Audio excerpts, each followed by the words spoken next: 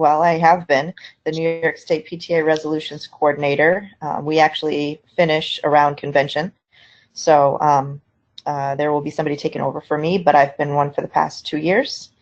And today we're going to talk about the building unit partnership and advocacy. So, you know, a lot of times in your PTA, especially in the elementary school PTAs, you spend a lot of time doing social events with the school, which is great for parent engagement, but it's not always balanced with advocacy. So we just want to talk tonight about, you know, what advocacy is and how you can use it, what it looks like at the building and district level.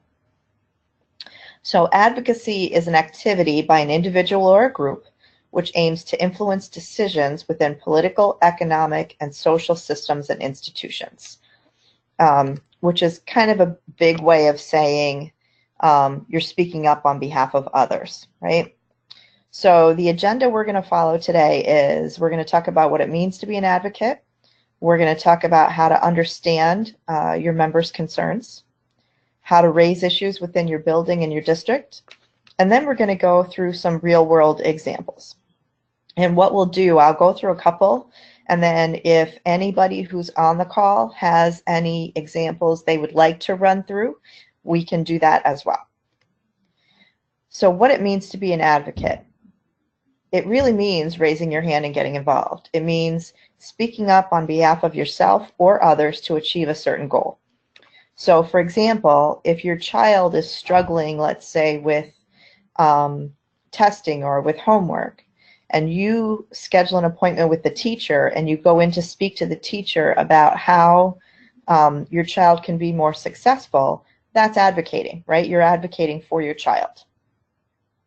When you attend New York State PTA convention and when you vote on resolutions or when you send a take action to your legislator, you're actually advocating for all children in New York State.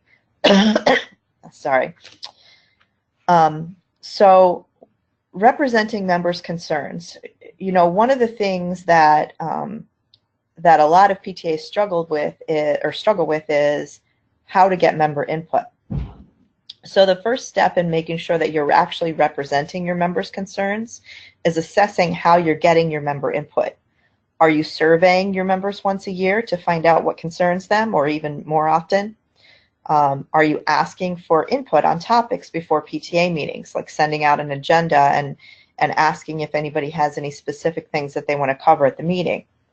Do you have an agenda item in your meetings where you have it open to discuss parent concerns? All of those are valid. You just need to assess that you're collecting member input and that you're adding it to your agenda to cover.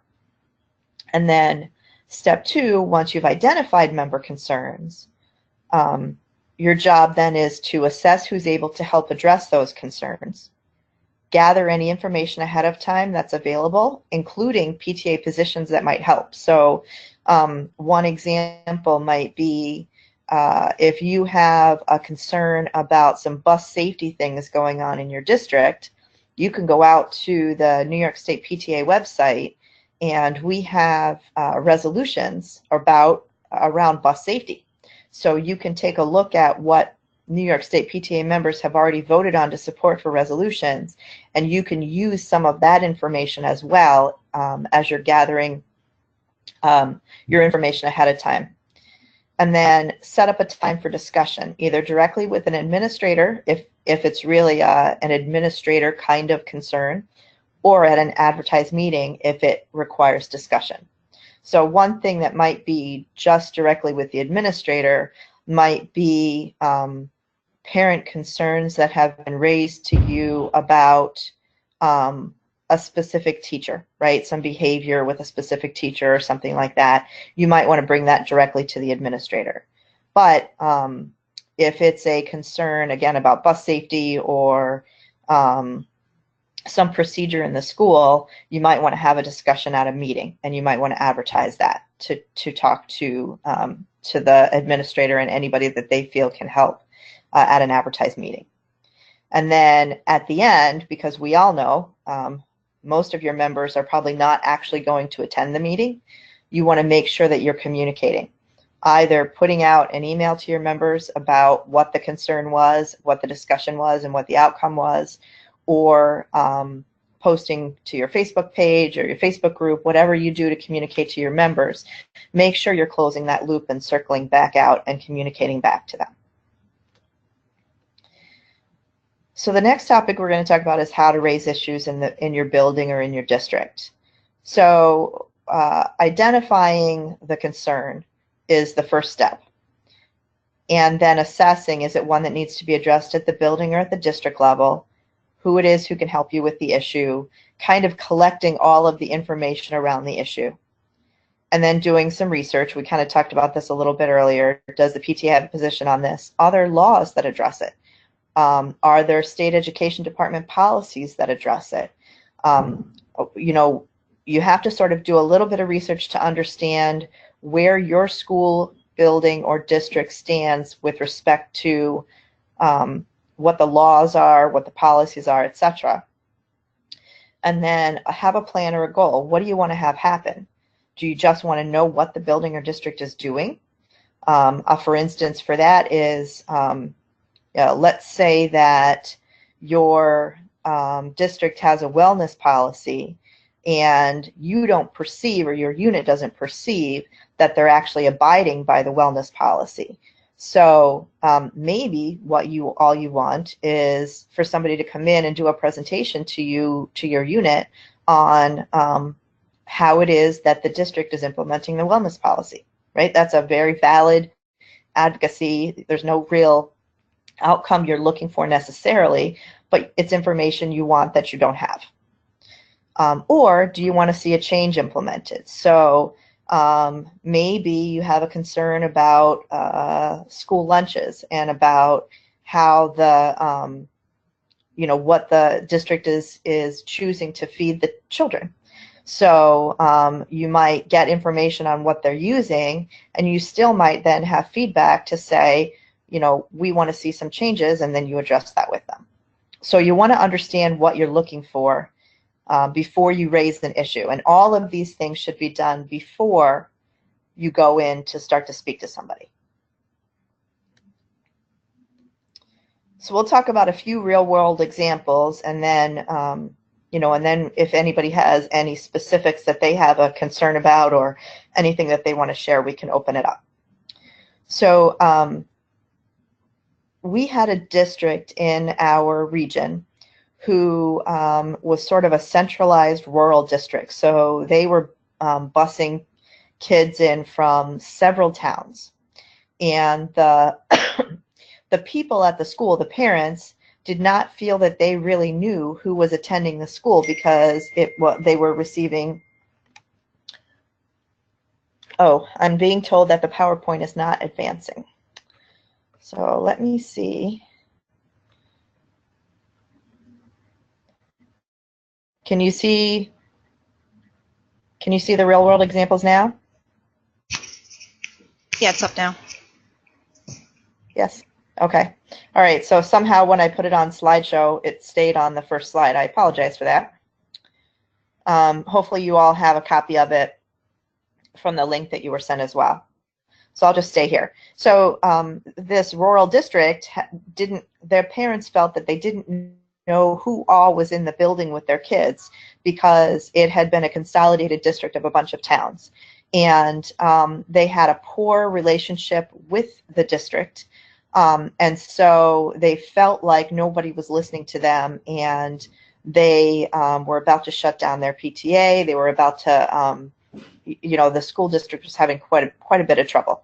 So we came in at the region level, and we met with the parents, and we said, you know, what's your biggest concern? And it turns out safety was their biggest concern. So they were really, really worried, because they had all these people in the school that they didn't know, that the school hadn't done enough to keep their kids safe. And it was right after the Newtown shooting. So we met with the administration, the superintendent, and the building principals, and we asked them if they could put together a regular cadence for that school year, maybe 3 or 4 updates to parents, where they reached out and invited parents to come in, where they had some parents on subcommittees who were getting information from the school on what they were doing. They would present what they were doing, get feedback from the parents, and then go back and check back in with the parents.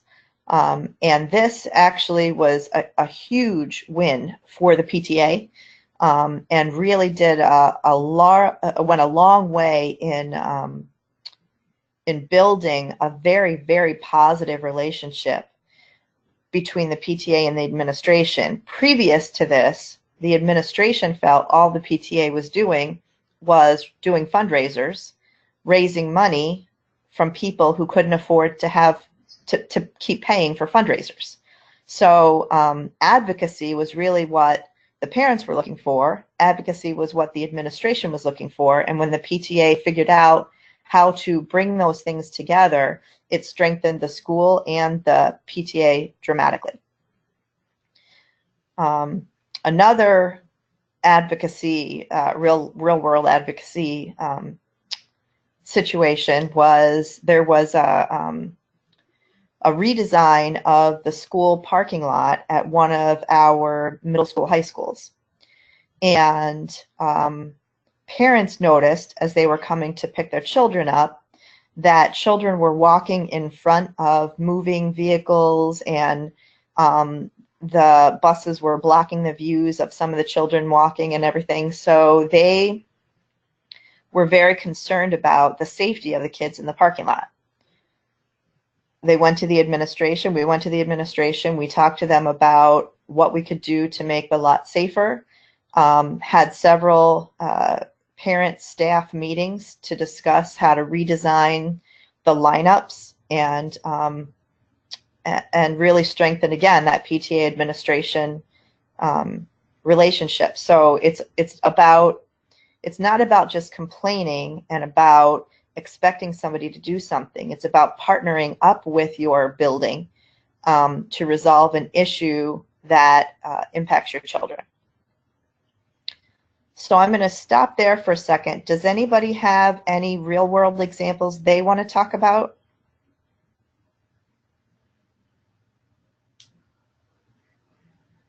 Nope. Okay, so I'll keep going. Cut in if after I finish one, cut in if you think of one that you want to cover. Using removal of recess as a punishment. So we've had some districts in our region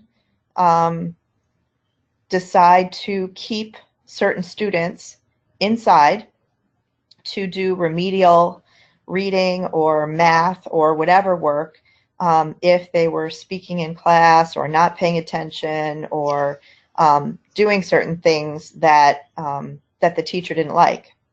However, all of the research tells us that children need that recess time. It's the law, first of all, but it's also a strong PTA position on recess. So if that's going on in your buildings, it's perfectly appropriate for PTA to raise this to the administration and work with them to try to figure out if there's an alternate way for the student to make up potentially missed work when they weren't paying attention, but still allow them to get out for recess. So that's just another example of how you work with your building. Another one that frequently hits right about this time of year is when it's starting, right? As districts are pulling together their proposed budgets, and they're looking at trying to predict what the state's going to give them and what their revenues are going to be from taxes, they oftentimes get to the point where they've cut everything else and they want to come in and increase class sizes. So if your PTA or your council or whoever's at your district level has concerns about that, there's a lot of research out there that you can do ahead of time to pull together what the impact of increased class sizes does to student achievement. But you also want to make sure that you're looking at because I was on a board of education too, when you have people coming up and saying you can't cut this, it's not helpful to the board unless you have proposals for alternatives. What could be done in lieu of increasing classroom sizes. And the two that are listed there sort of go together, or cutting arts programs or languages or whatever due to budget cuts. When you come into the board meeting, and usually this is a board level advocacy effort that you would make, when you come into the board, you would want to help them understand what the negative impacts are of the proposed cut, but also try to offer suggestions or solutions, things that that could be done to mitigate the negative impact, right, by doing your research. The next one, long-term suspensions. Many schools in New York State have actually been cited by the state for disproportionate long-term suspensions of minority students. So there's a whole huge amount of stuff to unpack with this particular one. But the bottom line is, if you know that your school district has been cited for this, if you are a key advocate for those students and speaking up for the parents in the district as you work with the district on how they can put in place mitigations for this, try to figure out how to make things more equitable for all students. We've got a district in our region who's been dealing with this now for 5 years. Things are better; they're not fixed yet. This is not a quick fix thing, but it is something that, from a PTA perspective, is clearly a call for advocacy to make sure that you're speaking for every child with one voice in your district, and helping the district where you can to try to support the students. The next one is kind of a cool story. Our district, the one that my kids are actually in, went from about a 15% poverty level in around 2000 to we're over 60% poverty right now. And that's because you can almost tie it directly to Kodak's bankruptcy, Kodak's kind of decline in bankruptcy, and the loss of tens of thousands of skilled workers in the region. So our district was used to, and the teachers in the district were used to, parents who could pay for school supplies and hadn't really had a huge amount of pushback. Now, they knew the poverty level was going up, but they kept sending out these massive lists for school supplies until our council president had a meeting with, she had heard from all of her PTAs, all the PTAs in the district, there were 16 of them, that their parents were really upset about the cost of school supplies, that most of them couldn't afford them, that teachers were buying school supplies on their own to supply the students. And our council president decided to meet at the district level with the superintendent to say, rather than teachers pulling money out of their pockets to buy these kids who can't afford school supplies, rather than having parents have to pay at one point it was probably $200 or $300 per student for school supplies. Rather than having parents have to pay for all this, let's cut the cost of school supplies. Let's figure out what you absolutely have to have and cap it. So they actually agreed on a $25 per student cap, and they spent about 3 months collecting teacher school supply lists, actually going in and figuring out if it was above or below the cap, sending it back to the teachers who are above the cap to keep reworking it until they got agreement from all the teachers for all the school supply lists to be $25 or under. Some of them came out around $10 per student. This was such a huge win for the district, for the parents, for the PTAs, and there was nothing negative about this at all. It was a partnership to work together to help the community because they recognized that the community had changed and could not keep doing things the way they were doing. So that's another example of a building partnership with your PTA that has really far-ranging ramifications.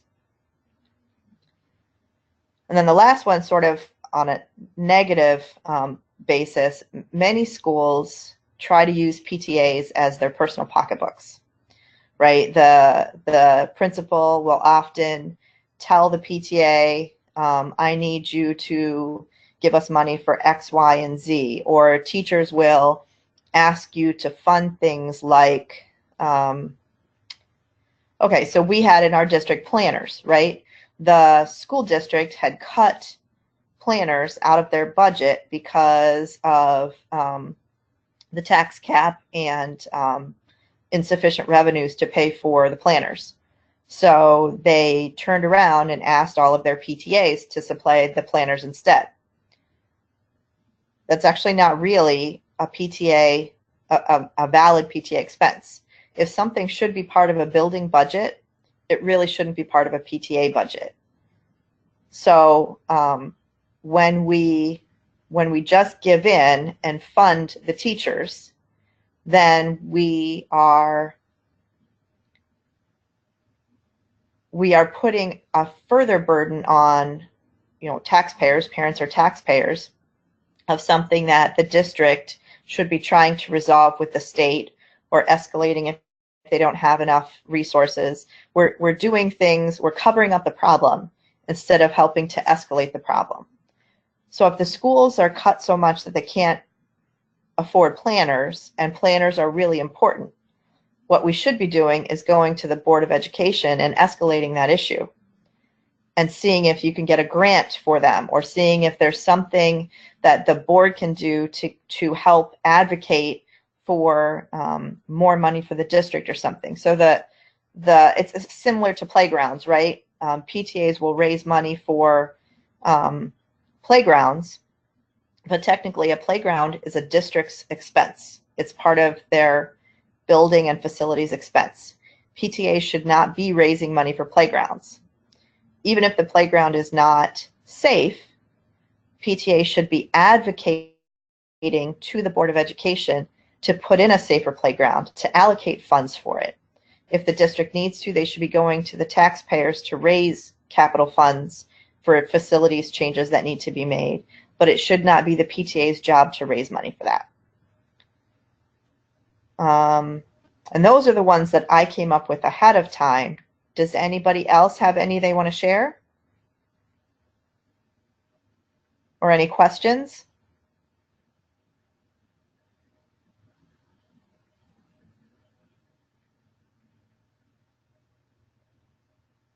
Well, it can be a very short webinar.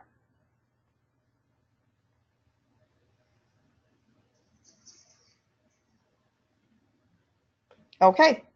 Well, if you do have any questions after the webinar, or if you didn't want to ask something on the webinar just because it's more specific or personal, my email address is resolutions@nyspta.org.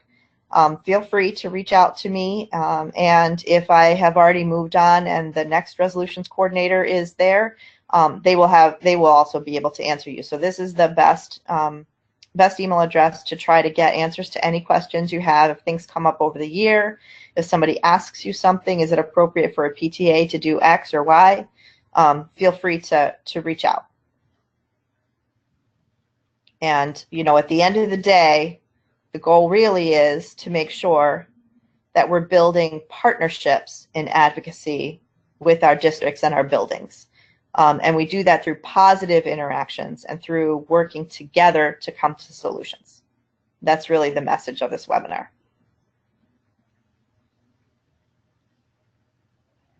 Okay.